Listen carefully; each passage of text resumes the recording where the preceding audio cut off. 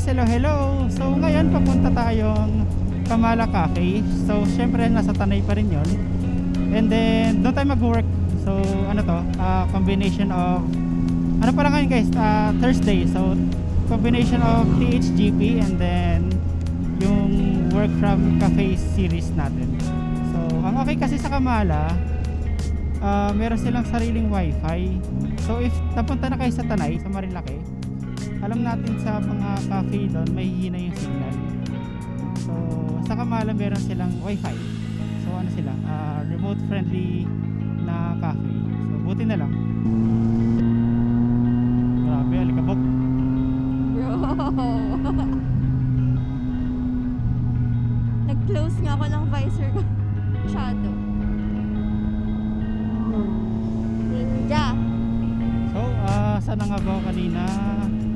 So far, Kamala lang yung merong wifi. Ang alam ko. So if may alam ko yung ibang restaurant na merong sariling wifi na pwede makipag-connect, comment nyo lang down below para puntahan natin. Doon tayo mag-work from cafe next time. So tara guys, samahan nyo kami. Bye bye, mamaya na lang ulit. Let's go!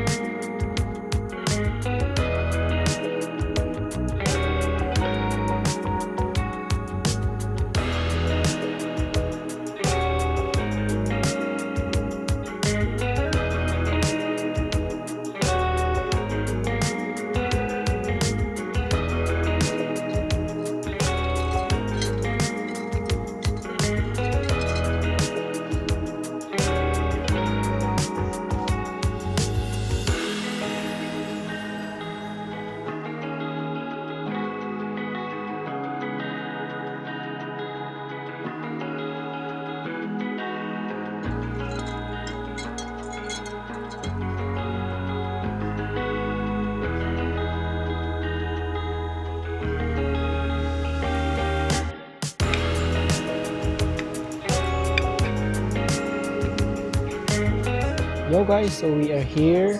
Nag-work lang ako. Medyo mainit nga na yung panahon, medyo sunny. Pero ayun, naubos ko yung lahat ng food. Actually kanina meron pang pad grapaw. Pero ayun, naubos din namin. Tapos ngayon, patapos na rin kami. Pauwi na rin kami maya-maya. Naubos na lang namin yung drinks. Wala na akong mapaglagyan, kasi nabusog ako. Wala rin pa. Ha? Ikaw meron pa? Huh?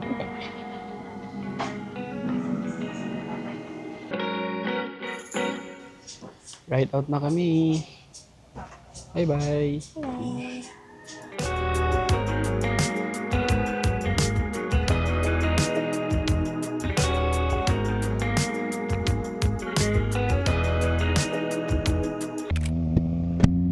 Yo guys, so ayun, kakatapos lang namin sa Kamala. Wala rin ako actually masyadong nagawa sa work. Babawi na lang ako mamaya. So ayun, overall okay naman talaga. Medyo pricey nga lang talaga yung food nila. So kami kanina, dalawa lang kami ni Jade. Naka 1.6 kami.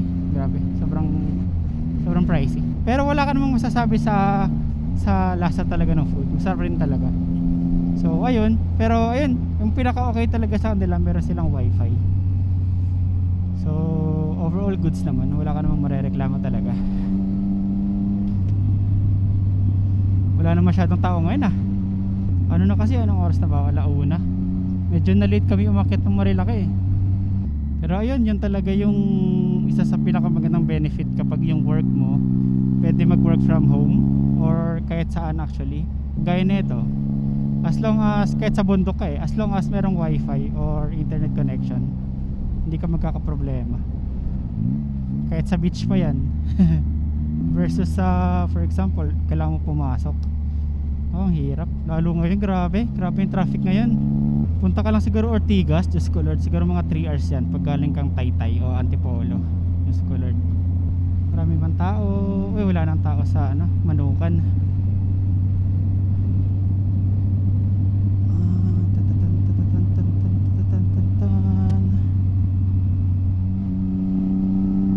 Wala nang tao masyado. Ano na lang dito, chill.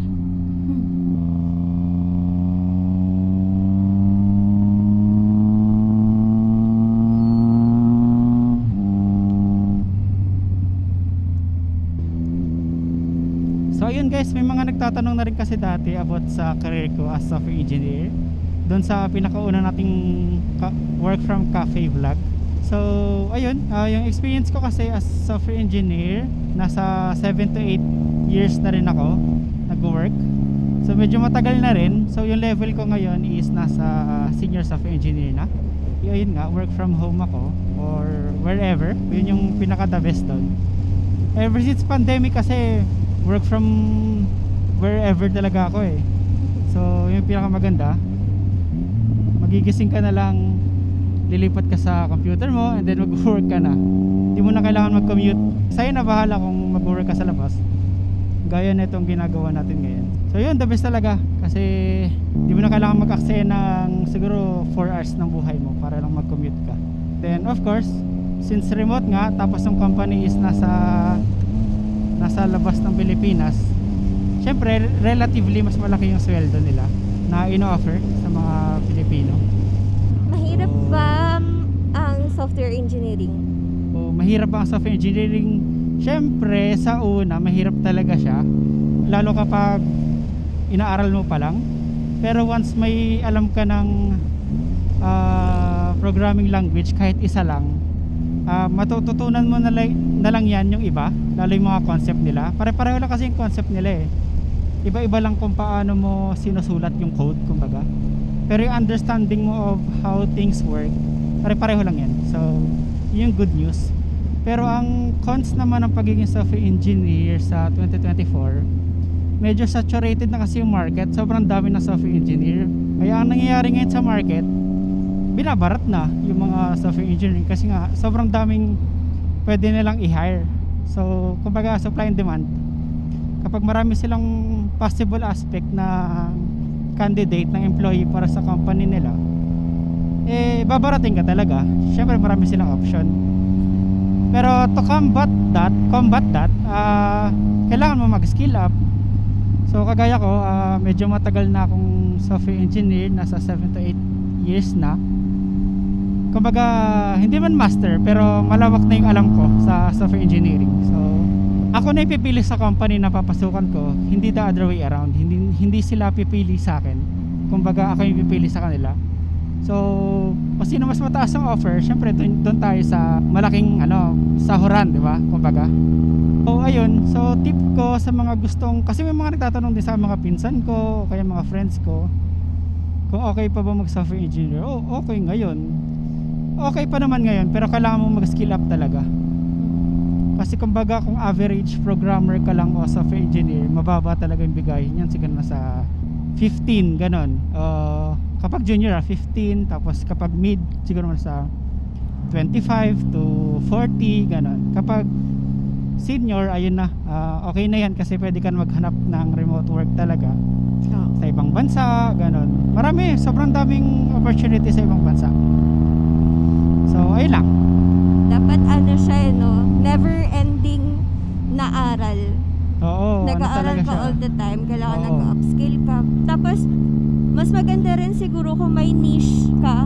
Kumbaga, pag may niche ka kasi, mas makukurate mo yung portfolio mo para makita nung employer mo kung saan ka talaga magaling. Usually, yun kung din saan ka kasi. nakafocus, kumbaga.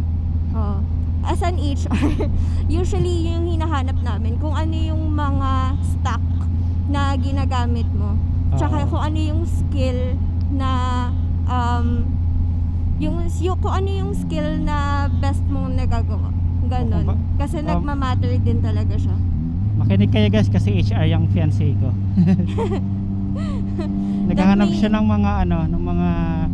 mga remote din na mga position. Oo. So ayun lang guys, if may mga question pa kayo about sa software engineering, message lang kayo sa comment section, of course, para re-replyan ko naman kagad yan once nakikita ko. So ayun lang guys. So yun guys, yun na lang muna. Sana na-enjoy nyo yung vlog natin for today. And then thank you sa mga bagong subscribe. Sana na-enjoy nyo yung content natin. And then if may mga suggestion kayo, just let me know. So ayun lang muna guys. Thank you. Sa ulitin na lang ulit. Bye bye. Peace out. Ikaw, may sasabihin ka? Hindi, nag-bye-bye lang din ako. Sinabayan ko yung bye-bye mo. Na nag-bye-bye ka. Sabi ko ganun. Oo. Sige guys, thank you. Bye bye. And ride safe lagi, of course.